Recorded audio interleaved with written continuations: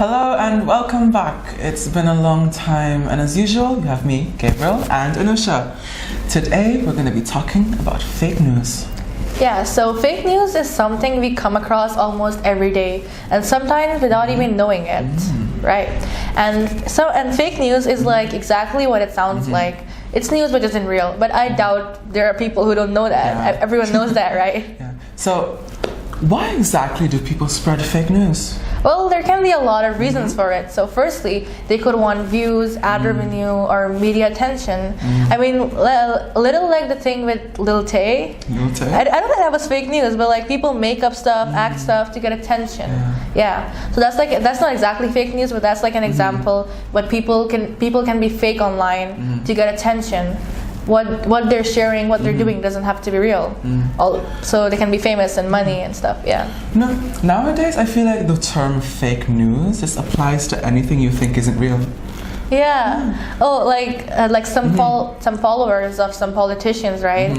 They'll declare valid sources as fake news because they don't want to believe that, right? So people just say it's fake news if it goes against their beliefs. Yes, but you have to check your own biases when you're looking at news, because what you always believe isn't always the truth. Oh, I love that line. Yeah. What you always believe isn't always the truth. So how does anyone go about finding out what fake news is? Well, there are certain ways you can do it. So firstly, there are the IFLA guidelines that you can use to determine whether a news story is fake or real. The first step would be to read beyond the source, look up the author, look up the website, deem them credible. You can do that pretty easily with Google and stuff, right? So it's very useful to know all this stuff. You just have to research. Yes. If you have the determination to actually do it.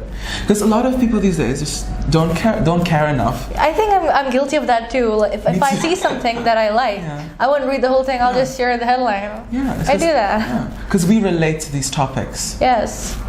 But then there are some people who like make fake news up as jokes and then and like post. I mean memes basically. There are some memes with fake news in them, but we all know that's fake news. But some people don't know those are fake news. Like, I know people who believe that kind of stuff, right? Since we're talking about fake news, did you see that article in Khaleej Times? Oh no, what's it about?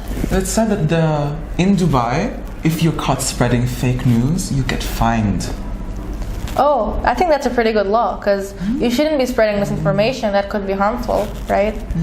But I doubt they'll be able to keep track of all fake news. They could. It could get big. Even if you like share the small list of fake news and someone with a lot of followers sees it and they share it and then their followers see it, so it could get big. Then you could get in trouble. But what about the ones that are like relatively harmless? I think those count too. Really? But maybe you'll get fined less for them. Maybe there's like a criteria to like determine how much you should get fined. So, but what about those that actually do harm people? Like, what do you think about those? Oh, I think those will have like the highest fine. Because like medical misinformation, right? If someone sees something that they think will work and they try it in real life and they end up hurting themselves, they could report you and then you could get even arrested, I think. Could you? Yeah. I think you could. So you always have to be conscious about what kind of information you're spreading. Yes. Especially if you don't know the sources or if these are actually based on facts. Right. So, is there anything else you'd like to add? Oh, and also, if you look up online and you still can decide if the news is real or fake, you can maybe ask someone who has like experience in that stuff, like maybe a teacher or a librarian. They could help. So if we were to see fake news about a politician, we could ask someone who's into politics. Yes. So if it's about science, you can ask a scientist. Yeah, or your science teacher. Yeah. They didn't know, I think. So I think that's about it for today. Yes, thanks for tuning in. It's me, Gabriel, and Anusha Sim on Grammar TV. bye.